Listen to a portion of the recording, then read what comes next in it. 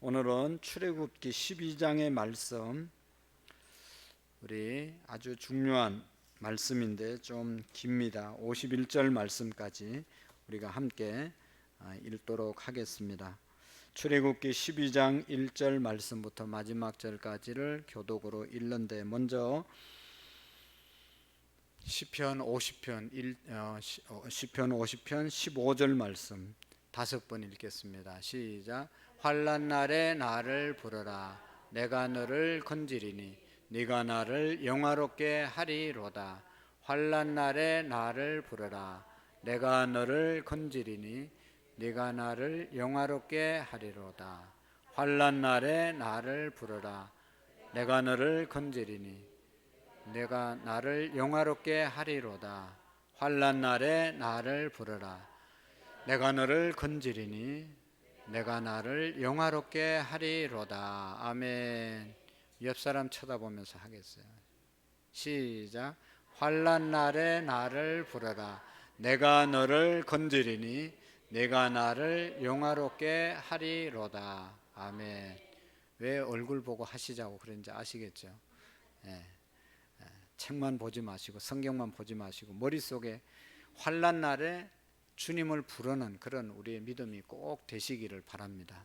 그럴 때 하나님께서 건져주시고 또 그 일로 인해서 하나님을 높이고 좋은 일이 있을 줄로 믿으시고, 여러분, 우리가 지금 예수님을 60년 믿고 지금 이제 70년 믿은 사람도 있고 지금 수십 년 믿었어요. 근데 하나님의 말씀 하나도 실천 안 하면 그건 정말로 너무 잘못된 것 아니겠어요?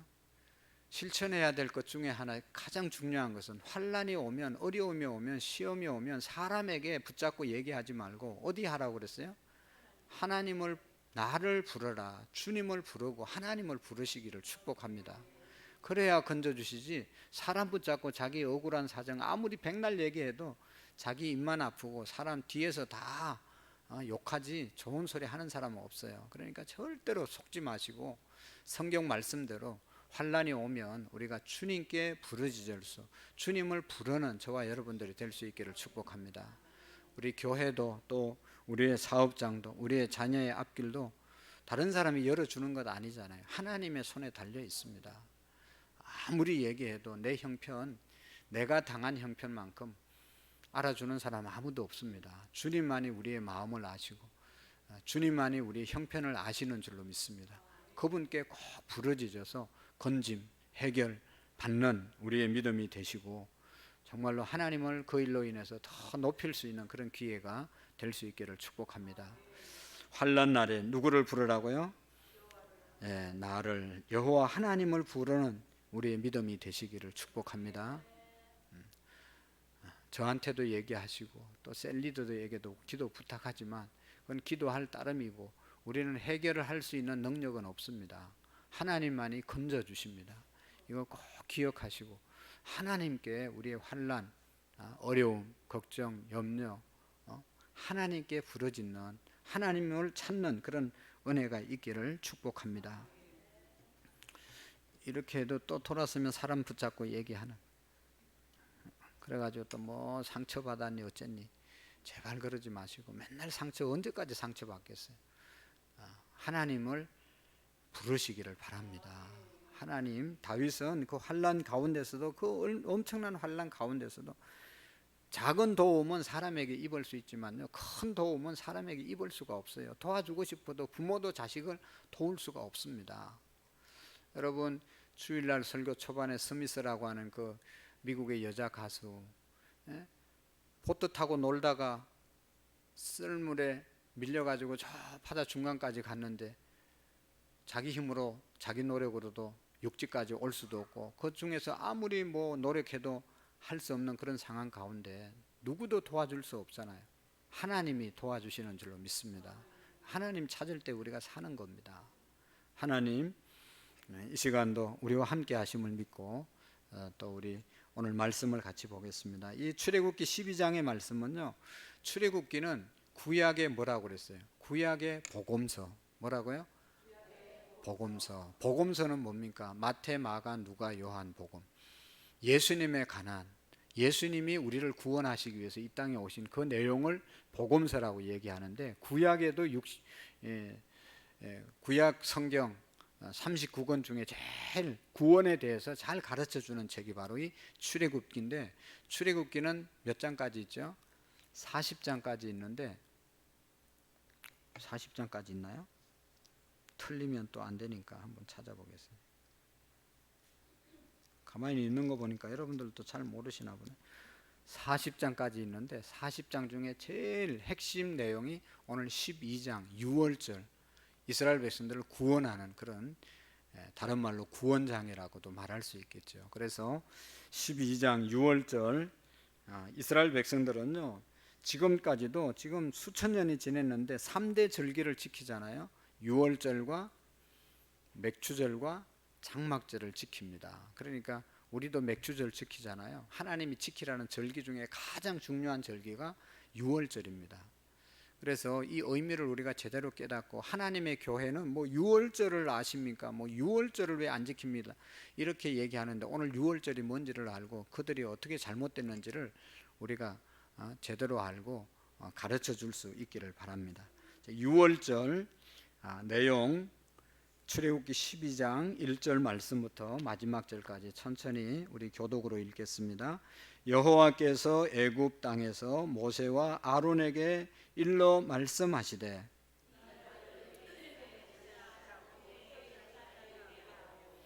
너는 이스라엘 온 회중에게 말하여 이르라. 이 달 열흘에 너희 각자가 어린 양을 취할지니 각 가족대로 그 식구를 위하여 어린 양을 취하되,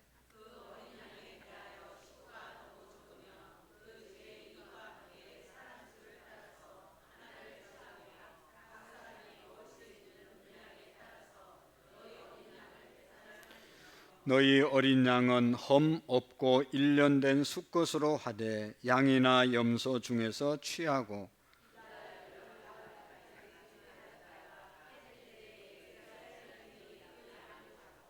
그 피를 양을 먹을 집 좌우 문설주와 임방에 바르고,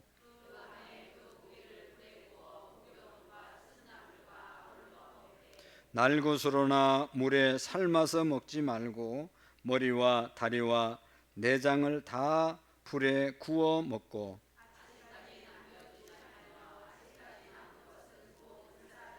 너희는 그것을 이렇게 먹을지니 허리에 띠를 띠고 발에 신을 신고 손에 지팡이를 잡고 급히 먹어라. 이것이 여호와의 유월절이니라.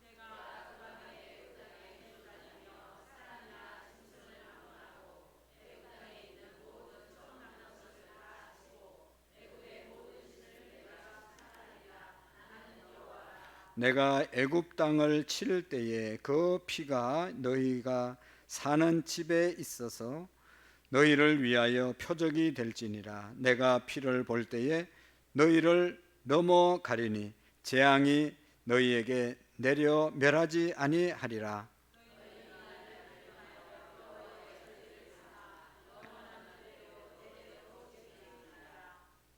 너희는 이래 동안 무교병을 먹을지니 그 첫날에 누룩을 너희 집에서 제하라. 무릇 첫날부터 일곱째 날까지 유교병을 먹는 자는 이스라엘에서 끊어지리라.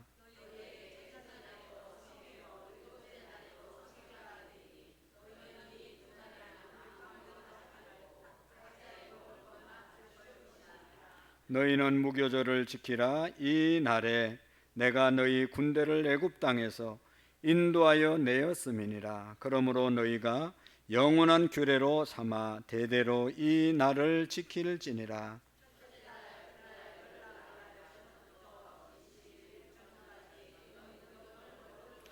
이래 동안은 누룩이 너희 집에서 발견되지 아니하도록 하라. 무릇 유교묵을 먹는 자는 타국인이든지 본국에서 난 자든지 막론하고 이스라엘 회중에서 끊어지리니,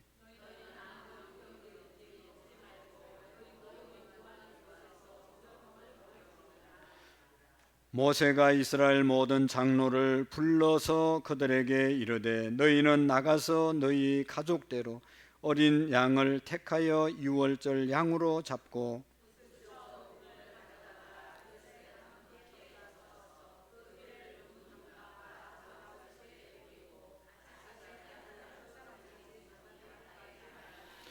여호와께서 애굽 사람들에게 재앙을 내리려고 지나가실 때에 문 임방과 좌우 문 설주의 피를 보시면 여호와께서 그 문을 넘으시고 멸하는 자에게 너희 집에 들어가서 너희를 치지 못하게 하실 것임이니라.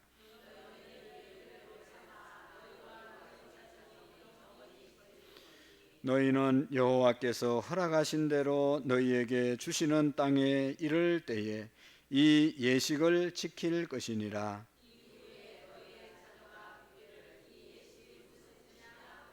너희는 이러기를 이는 여호와의 유월절 제사라. 여호와께서 애굽 사람에게 재앙을 내리실 때에 애굽에 있는 이스라엘 자손의 집을 넘어사 우리의 집을 구원하셨느니라 하라 함에 백성이 머리 숙여 경배하니라.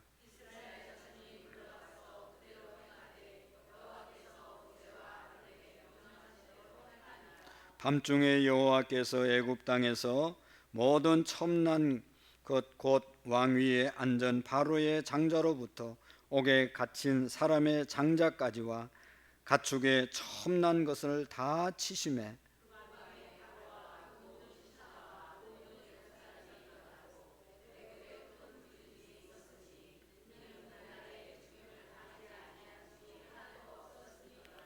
밤에 바로가 모세와 아론을 불러서 이르되 너희와 이스라엘 자손은 일어나 내 백성 가운데서 떠나 너희의 말대로 가서 여호와를 섬기며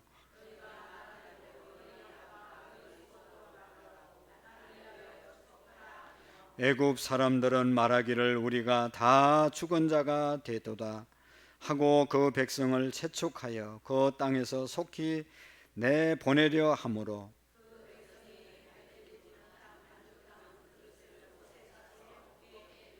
이스라엘 자손이 모세의 말대로 하여 애굽 사람에게 언금 패물과 의복을 구하매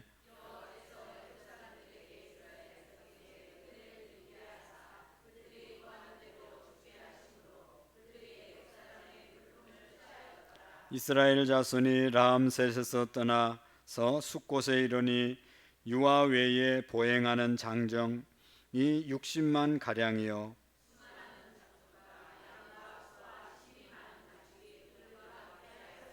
그들이 애굽으로부터 가지고 나온 발교되지 못한 반죽으로 무교병을 구웠으니 이는 그들이 애굽에서 쫓겨남으로 지체할 수 없음이며 아무 양식도 준비하지 못하였음이었더라. 430년이 끝나는 그 날에 여호와의 군대가 다 애굽 땅에서 나와 싸운적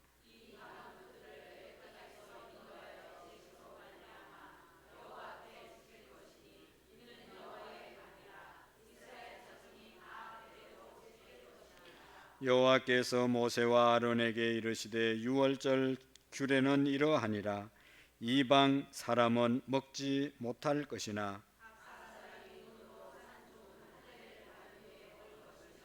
거류인과 타국 품꾼은 먹지 못하리라.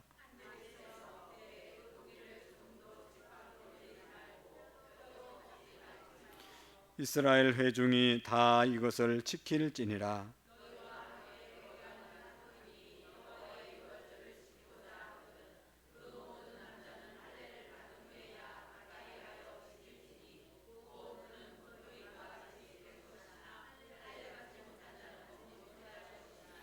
본토인에게나 너희 중에 거류하는 이방인에게 이 법이 동일하니라 하셨으므로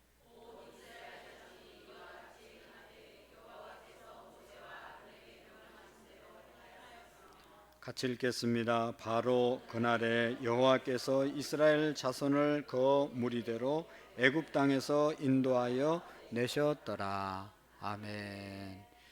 유월절이 어떤 절기인가? 하나님의 교회는 책자를 만들어서 유월절을 아십니까? 유월절에 대해서 뭐 얘기해 보자고 그렇게 하면서 우리가 지금 유월절 안 지키기 때문에 너희들은 다 가짜고 유월절 지키는 우리는 진짜다. 왜냐하면 오늘 성경에도 보면 유월절 절기를 지키라고 말했잖아요. 근데 유월절을 안 지킨다고 우리를 향해서 잘못된 신앙생활을 한다고 자기들 교회에 와야 제대로 한다고 그렇게 가르치잖아요. 그런데 오늘 우리가 유월절이 뭐냐? 유월이라는 말은 이름의 뜻은 넘어갔다. 죽음이 넘어갔다. 그런 뜻이잖아요. 그래서 어떻게 해서 넘어갔죠? 하나님께서 이렇게 말씀하죠. 유월절을 이렇게 지키라. 지키는 방법에 대해서 쭉 말씀했잖아요. 1년 된 수, 양을 잡아서 그 피를 문설주에 바르고 그 다음에 그날 밤에 그 양을 구워서 양고기를 먹고 또 뭐 먹어요?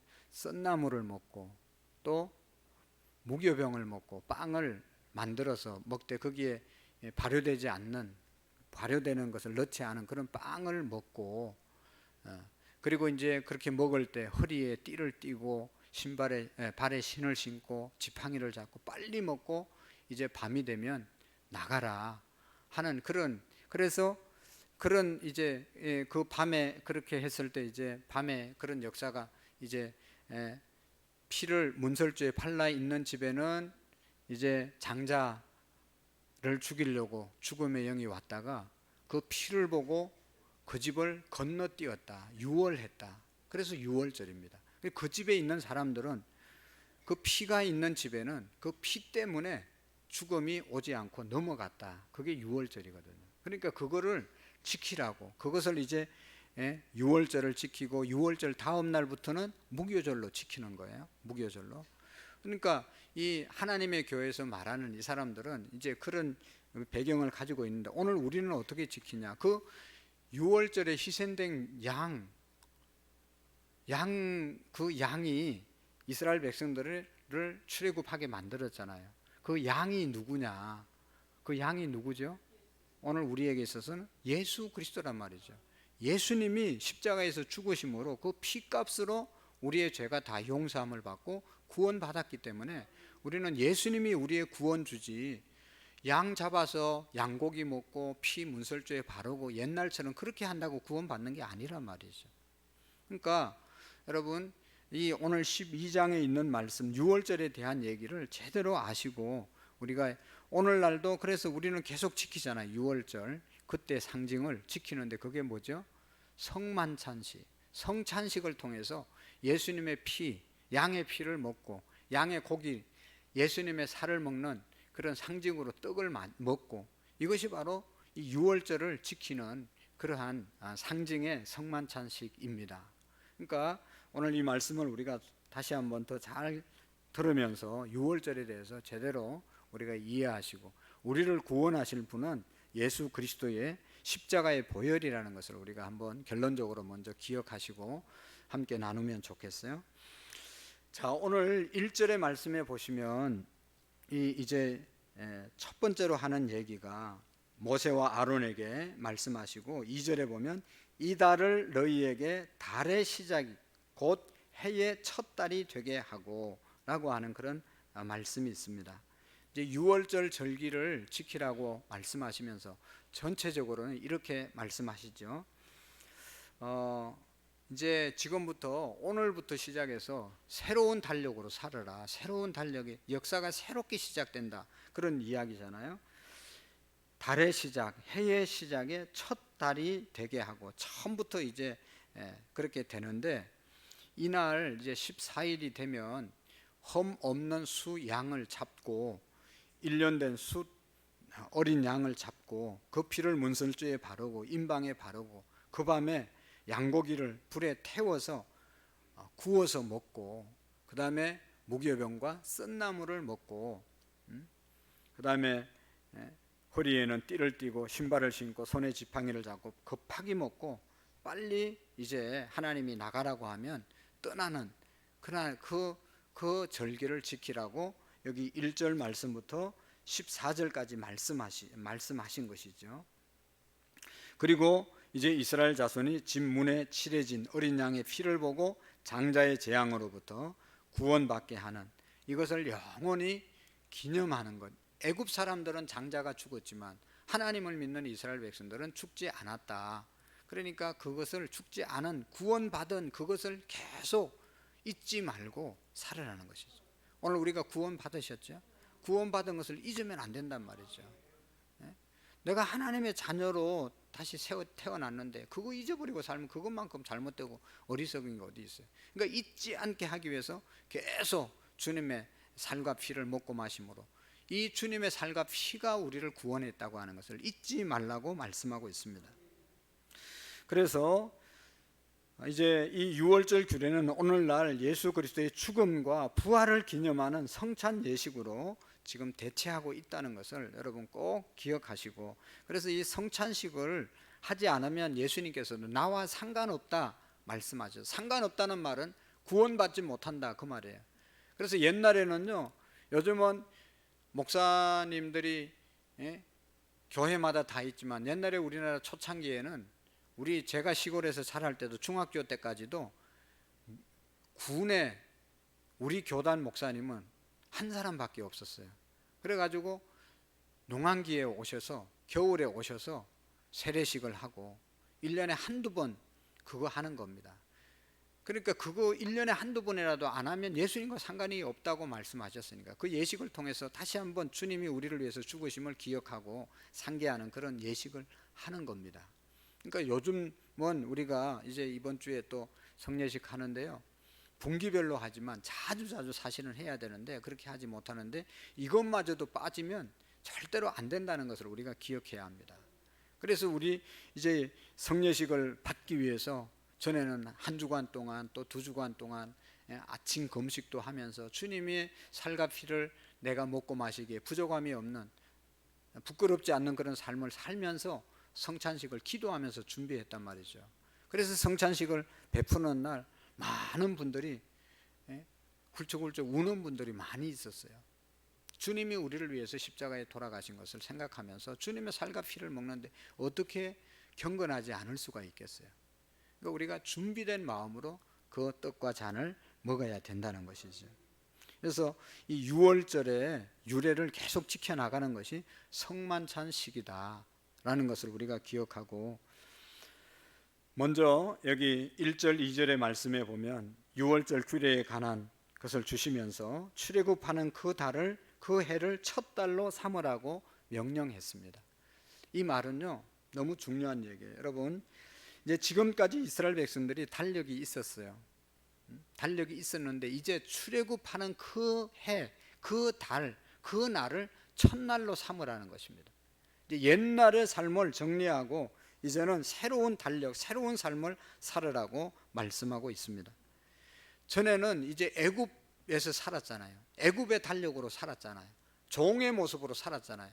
이제는 출애굽하면 내일부터는 너희들이 이제 옛날 애굽의 종이 아니고 이제 하나님의 자녀이고 하나님의 백성이고, 이제는 새로운 자유인이 되었으니까 자유인의 삶을 사는 새로운 출발을 하라고 하시는 그런 말씀이 이제 새롭게 달력을 시작하라고 하시는 그런 의미인 것입니다. 이스라엘 백성은 출애굽으로 인해서 하나님의 거룩한 백성으로의 정체성을 이제 바로 세우고 살으라 하는 그런 말씀입니다. 애굽에서 살던 사고와 습관들을 버리라는 것이죠. 우상, 애굽의 바로를 왕으로 삼던 그런 생활을 버리고 하나님을 참 하나님, 여호와 하나님을 참 하나님으로 섬기라는 그런 말씀이죠. 애굽의 모든 생활을 버리라는 것입니다. 사랑하는 성도 여러분, 오늘 우리에게도 예수 그리스도의 보혈로 구원받은 저와 여러분들이 구원받은 그 다음부터 어떻게 살아야 되는 겁니까? 우리가 거듭난다고 그러잖아요. 거듭나는 게 뭐죠? 다시 태어나는 거잖아요. 다시 태어나지 아니하면 누구든지 하나님 나라에 갈 수 없다고 그랬는데, 다시 태어난다는 것은 이제 옛날의 삶으로 사는 것이 아니라 새로운 가치와 새로운 방법으로 하나님을 나의 아버지로 모시고 살아가는 삶을 말하는 것입니다. 그래서 하나님의 백성으로서의 정체성을 확립해 나가도록 하나님은 요구하고 계십니다. 우리는 아무렇게나 살면 안 됩니다. 그 이유가 이제 하나님의 자녀가 되고 거듭난 백성이 되었기 때문인 것이죠. 그리스도 안에서 거듭난 성도는 거듭나기 이전에 제약된 생활을 단절하고 완전히 거룩한 삶을 살아야 되는 것이죠. 쉽게 말하면 BC 기원 전의 삶과 AD 기원 후의 삶이 있어져야 되는 거죠. 여러분, 우리 역사가 예수님 태어나기 이전은 BC라고 그러잖아요. 예수님 태어나고 난 다음부터는 AD라고 그러잖아요. 그래서 이제 예수님 태어나고 난 다음부터 달력은 거기에 AD를 굳이 붙이지 않고 이제 그냥 금년이 몇 년도죠? 2024년이라고 말하잖아요. AD를 안 붙여도 이제는 예수님 이전의 삶은 BC 뭐 몇 년 하지만 지금은 그냥 연도만 얘기하는 겁니다. 예수님이 태어나고 예수님과 함께한 삶이 새롭게 시작된 그때부터의 삶인 것이죠. 그래서 엄격하게 말하면 우리의 나이는, 우리 그리스도인들의 나이는 세례받은 게 진짜 나이입니다. 하나님의 자녀로 태어난 그때가 진짜 이제 인생의 시작이 열려진 것이죠. 그동안은 세상의 사람으로 살았지만 이제 하나님의 자녀로 살게 된 그 삶이야말로 진짜 태어난 삶이 되는 것이죠. 그런데 성도가 구원받은 이후에도 구원받기 이전의 삶과 동일한 삶을 살다면 예수 그리스도의 십자가의 희생을 헛되이 맞이하는 것이죠. 만드는 것이죠. 정말로 예수 믿지 않을 때의 삶과 예수 믿고 난 다음의 삶이 늘 여전하다면 진정으로 거듭난 구원받은 백성이라고 보기가 어렵습니다. 그러므로 죄악된 옛 사람과의 완전한 단절을 통해서 하나님의 백성으로 거듭나는 거룩한 삶이 우리에게 있어지기를 축복합니다. 그래서 사도 바울도 늘 말씀하잖아요. 나는 죽었다. 이제 내가 그리스도와 함께 십자가에 못 박혔나니 그런즉 이제는 내가 사는 것이 아니고 내 안에 그리스도께서 사는 것이다. 우리가 꼭 믿고 선포해야 되는 것은 나의 옛날은 죽었다. 그리고 지금 사는 것은 예수님으로 살아간다고 하는 이 믿음과 예수님으로 살아가는 삶을 사시는 것이 우리의 그리스도인의 삶이라는 것을 꼭 믿으시기를 바랍니다. 그래서 오늘 이제 2절의 말씀은 그런 겁니다. 첫 딸이 되게 하라. 이제 새롭게 사는 그런 사람이 되라 하는 그런 말씀이고요. 그 다음에 이어서 3절 4절의 말씀에 보면 이 이제 새롭게 시작되는 이 유월절을 어떻게 하라고 했는가. 3절 4절 한번 읽어보실까요? 시작. 너희는 이스라엘 온 회중에게 말하여 이르라. 이 달 열흘에 너희 각자가 어린 양을 취할지니 각 가족대로 그 식구를 위하여 어린 양을 취하되 그 어린 양에 대하여 식구가 너무 적으면 그 집의 이웃과 함께 사람 수를 따라서 하나를 취하며 각 사람이 먹을 수 있는 분량에 따라 너희 어린 양을 계산할 것이며. 아멘. 한 마리를 잡는데 사람의 숫자 또 모양에 따라서 잡으라고 말씀하고 있습니다. 이 어린 양을 가족대로 취하되 가족 수가 적으면 적어서 한 마리 잡았는데 남게 하지도 말고 또 가족이 많은데 적은 거 잡아서 모자라게도 하지 말고 적당한 것을 잡고 다 먹으라고 말씀하고 있습니다. 그러니까 모인 사람이 다 먹고 해결할 수 있을 정도의 양을 잡으라고 말씀하고 있죠. 여러분, 양을 잡았는데 그것이 남으면 어떻게 하겠어요? 그래서 이제 남은 것은 다 태워버리라고 그랬죠. 그리고 또 모자라면 이게 적당하게 먹어야 되잖아요. 여러분, 양고기 맛있잖아요. 고기 막 우리는 배 터지게 먹잖아요. 근데 이게 적은 거 잡으면 이게 뭐 먹었는지 말았는지 그렇게 되면 또 문제가 생기잖아요. 출애굽해야 되는데 이제 계속 광야 생활을 해야 되는데 배불리 먹고 나가야 되는데, 그래서 배불리 먹도록 적당하게 양을 크기를 잡으라. 수양을 1년 된 어린 양을 잡으라고 말씀하고 있습니다. 남겨두지 말고 다 태우라고 그렇게 말씀했습니다.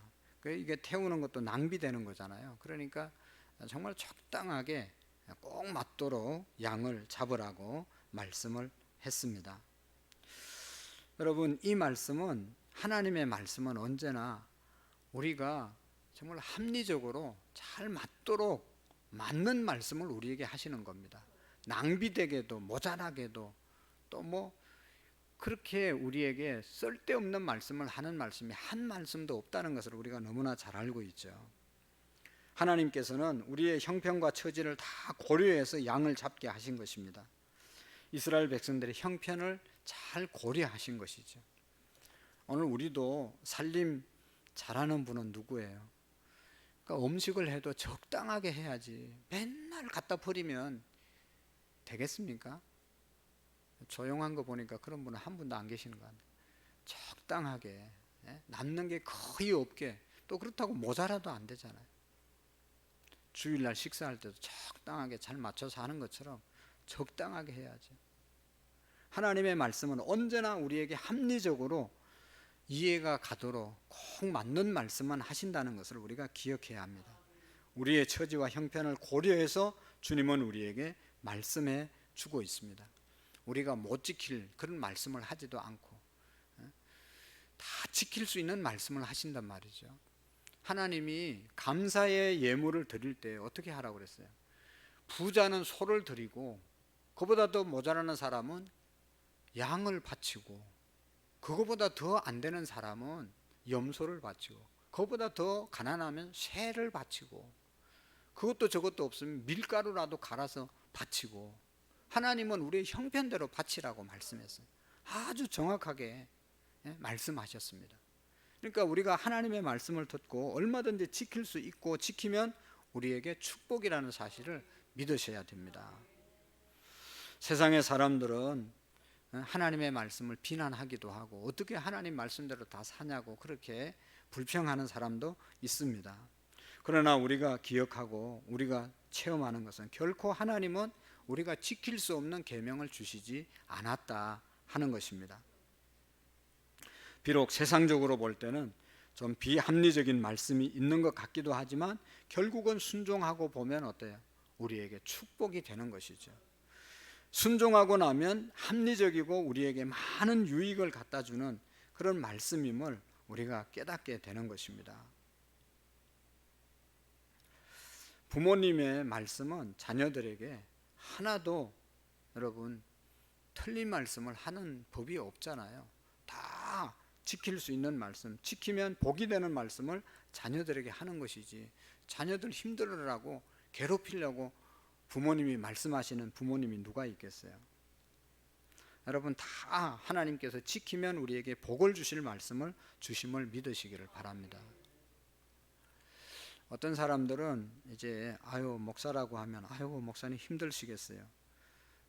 힘들겠다고 하는 말의 뜻이 여러 가지가 있는데, 그 중에 하나는 일반 사람들과 다르게 살아야 되니까 얼마나 힘들겠습니까? 하나님의 말씀을 지켜서 사는 것이 얼마나 힘듭니까? 때로는 세상 사람들은 먹고 싶은 거 다 먹고 가고 싶은 데 다 가고 하고 싶은 거 다 하지만, 목사는 다 그렇게 했다가는 바로 문제가 생기지 않습니까? 해야 할 것이 있고 하지 말아야 될 것이 있고, 먹어야 될 것이 있고 먹지 말아야 할 것이 있고, 할 말이 있고 해서는 안 될 말이 있잖아요. 그거 지키는 것이 힘들다, 그런 뜻이 있겠죠. 그러나 여러분, 그거 지키면 더 편하고 더 행복하고 더 귀한 삶을 살아가는 겁니다.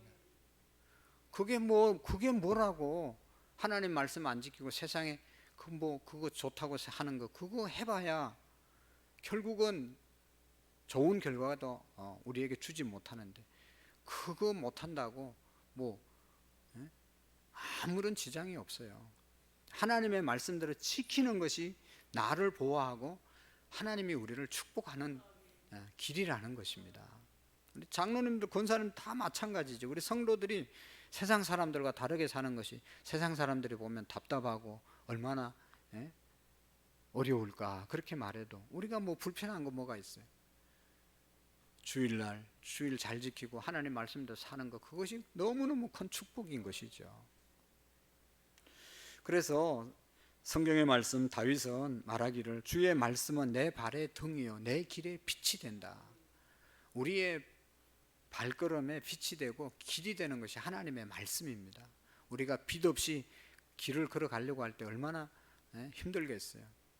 하나님의 말씀이 우리의 길이 되시고 우리의 길에 빛이 되심을 믿으시고 말씀을 붙잡는 저와 여러분들이 되기를 축복합니다. 사도 바울은 모든 성경은 하나님의 감동으로 된 것으로 교훈과 책망과 바르게 함과 의로 교육하기에 유익하니 이는 하나님의 사람으로 온전하게 하고 모든 선한 일을 행할 능력을 갖추게 하려 하심이라. 하나님의 사람으로 온전케 하기 위해서 말씀을 주셨다.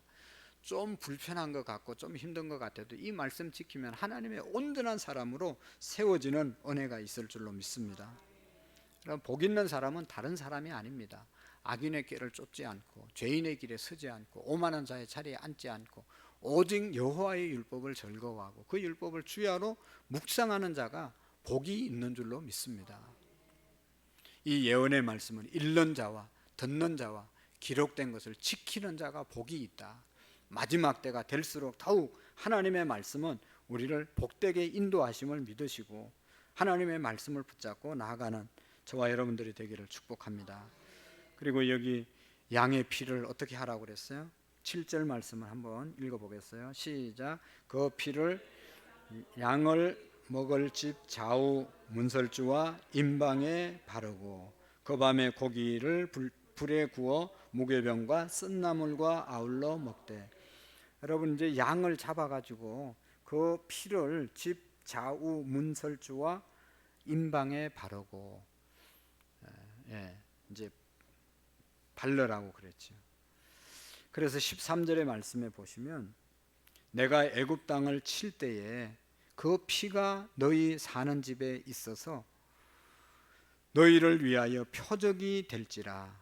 내가 피를 볼 때 너희를 넘어가리니 재앙이 너희에게서 내려 멸하지 아니하리라. 13절 한번 다시 읽어봅시다. 시작. 내가 애굽 땅을 칠 때에 그 피가 너희가 사는 집에 있어 내가 피를 볼 때에 너희 넘어가리니 재앙이 너희에게 내려 멸하지 아니하리라. 아멘. 너무나 중요한 말씀입니다. 죽음의 재앙이 뭐를 보고 넘어간다고 그랬어요? 피를 보고 넘어간다. 그 안에 누가 사냐, 도둑놈이 사냐, 뭐 착한 사람이 사냐 상관없어요. 그 안에 들어가 보지도 않고 피 보고 넘어간다고 그랬어요. 피 보고. 피. 이해가 잘 안 되죠. 그 안에 죄인들은 잡아서 뭐 벌을 줘야지. 그런데 구원은요, 내가 얼마나 의롭게 사느냐 그게 아니고 하나님이 보실 때는 예수님의 보혈의 피가 우리에게 있냐 없냐 그거 보고 우리를 구원해 주시기도 하고 멸하시기도 하신다는 겁니다. 우리가 공력도 중요하고 열심히 사는 것도 중요하지만 구원은 그것 가지고 상관이 없어요. 예수님을 믿음으로, 십자가에서 예수님 피 흘리심을 믿음으로 그 공로로 구원받는 것이지 우리가 착하게 살아서 구원받는 것 아니잖아요. 여러분 솔직히 이제 생각해 보면 내가 좀 착한 것 같아도 뭐 별로 착한 것도 없어요. 또 생각해 보면 남보다 착한 것 같아도 남보다 착한 게 없어요. 다 장단점이 있고 인간은 다 똑같아요. 의인은 없나니 하나도 없다고 그랬잖아요. 맞는 말이에요, 틀린 말이에요? 내가 얼마나 나쁜 놈인지 아시죠, 여러분? 그래서 우리는 내 의 공로로는 절대로 구원받을 수가 없어요. 예수님의 피로 구원받는다는 사실을 기억해야 합니다. 이스라엘 백성들이 유월절 어린 양의 피의 공로를 힘입어서 하나님의 심판을 피할 수 있었고 구원을 받을 수 있었다. 이것은 죄인들이 유월절 어린 양이 예표하는 우리 주 예수 그리스도의 십자가의 보혈을 의지해야만 하나님의 심판에서 벗어나서 구원을 받게 됨을 믿으시기를 바랍니다. 아무도 자기의 공로로 구원받을 사람은 아무도 없습니다. 이 피가 발라짐으로 인해서 그 피를 보고 넘어가는 겁니다. 그래서 눈치 빠른 애굽 사람들은 또 잡족들은 이스라엘 백성들이 뭐 이렇게 하는 거 보니까 뭔가 있나 보다 하고 그 안에 쑥 들어갔다고 그러죠. 그 집에 피했다고 그러잖아요. 그런 사람들은 살았다는 겁니다. 눈치가 좀 빨라야 되잖아요. 우리가 줄을 잘 서야 되잖아요. 이쪽 줄에 서면 다시 얼차를 안 하겠다. 그러면 그 줄에 서야지. 엉뚱한 줄에 서면 계속 왔다 갔다 하다 아주 힘들어서 그 어떤 훈련 받다 쓰러져서 죽은 그런 훈련병처럼 아주 너무너무 힘든 거예요. 줄을 잘 서야 돼요. 줄을. 주님 편에 우리가 서면 구원은 저절로 이루어짐을 믿으시기를 바랍니다. 애굽인이든지 이스라엘 사람이든지 하나님의 말씀에 순종하고 피를 바르고 그 안에 들어가 있었으면 살게 된 것이죠. 여러분, 도피성이라는 것 있잖아요. 하나님께서 이제 가나안 땅에 들어가서 도피성을 만들어라. 불의의 사고로 사람을 죽였으면 그곳에 들어가 있으면 어떤 사람도 손을 대지 못하게 도피성을 살게 이게 도피할 수 있는 성을 만들었잖아요. 오늘 우리의 도피성은 예수 그리스도입니다. 어떤 죄를 지었든지 예수님께 피하고 교회에 오면 주님의 십자가의 보혈을 의지하면 우리의 모든 죄가 용서함을 받는 줄로 믿습니다. 그래서 우리가 정말로 멸망, 구원 이것을 결정하는 것은 죄의 크기가 아니라 예수 그리스도를 내가 예수님의 보혈을 믿느냐, 그 안에 거하느냐, 거하지 않느냐에 달려 있음을 우리가 기억해야 합니다. 예수님 안에 정말로 예수님의 보혈의 피를 우리가 믿을진데 우리는 구원을 받고 또 구원받은 자의 삶을 살아가게 될 줄로 믿습니다. 오늘 우리 모두가 정말로 예수님을 나의 구주로 고백하고 우리가 구원받는 길은 예수님의 십자가, 보혈의 공로 외에는 없다는 것을 우리가 기억하고 어떤 상황 가운데서도 예수 십자가의 보혈로 승리할 수 있기를 축복합니다. 근데 여기 한 가지만 더 말씀드리고 마치려고 하는데 여기 보면 먹을 때 여기 어떻게 해서 먹으라고 그랬습니까?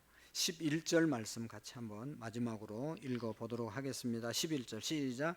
너희는 그것을 이렇게 먹을지니 허리에 띠를 띠고 발에 신을 신고 손에 지팡이를 잡고 급히 먹어라. 이것이 여호와의 유월절이니라. 아멘. 뭐를 먹지요? 유월절 때 양고기 먹고 그 다음에 쓴나물 먹고 그 다음에 무교절 먹고 무교병을 먹고 양고기 태워서 구워서 먹고 먹을 때 어떤 방법으로 먹으라고 그랬어요? 천천히 꼭꼭 씹어서 먹어라 그랬잖아요. 급하게 먹으라고 그랬잖아요. 급하게. 이제 빨리 출애굽해야 되는데 그렇게 천천히 국물까지 다 먹다가는 출애굽이 안 되는 거예요. 출애굽이. 라면까지 다 먹고 라면 국물까지 다 먹고 군대 가면 늦게 가는 거죠. 늦게 군대 온 사람들을 그렇게 얘기해요. 넌 국물까지 다 먹고 오다 지금 왔냐. 자기보다 한 2살 3살 어린 사람들이 선임 돼가지고 뭐 이래라 저래라 뭐 얼마나 자존심 상하겠어요. 빨리 가야죠. 그래서 저는 고등학교 졸업하고 1년 학교 다니고 얼른 갔어요. 들어오는 사람들이 다 나보다 나이 많아도 군대에서는 뭐 빨리 온 사람이 최고지. 여러분, 빨리 구원받기 위해서는 어정거리면 안 된다는 것입니다. 허리띠 띠고 발에 쫄라매고 지팡이 챙겨서 떠날 준비를 하고 먹어야지. 그거 먹느라고 그냥 시간 다 보내면 안 된단 말이죠. 여러분, 이 구원에 대해서 우리가 타협하지 마시고 결단하고 빨리 출애굽해야만 구원받을 수 있습니다. 언제 주님이 오실지 모르잖아요. 오늘 저와 여러분들이 이렇게 구원받은 것처럼 구원돼야 될 사람들에 대해서는 우리가 정말로 긴박감을 가지고 절박한 마음으로 기도하시고 주님께로 인도해서 구원받는 우리 모든 가족들 우리 모두가 될 수 있기를 주의 이름으로 축복합니다. 기도하시겠습니다. 하나님 아버지, 참으로 감사합니다. 어린 양의 피로 이스라엘 백성들이 430년 동안 종살이 하다가 마침내 구원을 받았습니다. 출애굽했습니다. 오늘 우리가 예수 그리스도를 아무런 대가 없이 정말로 하나님의 은혜로 믿게 하시고 구원의 백성들 되게 하심을 감사합니다. 이 은혜 우리가 생각하고 예수님의 보혈만이 우리를 정결케 하고 구원에 이르게 한다는 사실을 믿고 주님을 붙잡는 우리의 믿음이 되게 해 주옵소서. 예수님의 이름으로 기도하옵나이다. 아멘.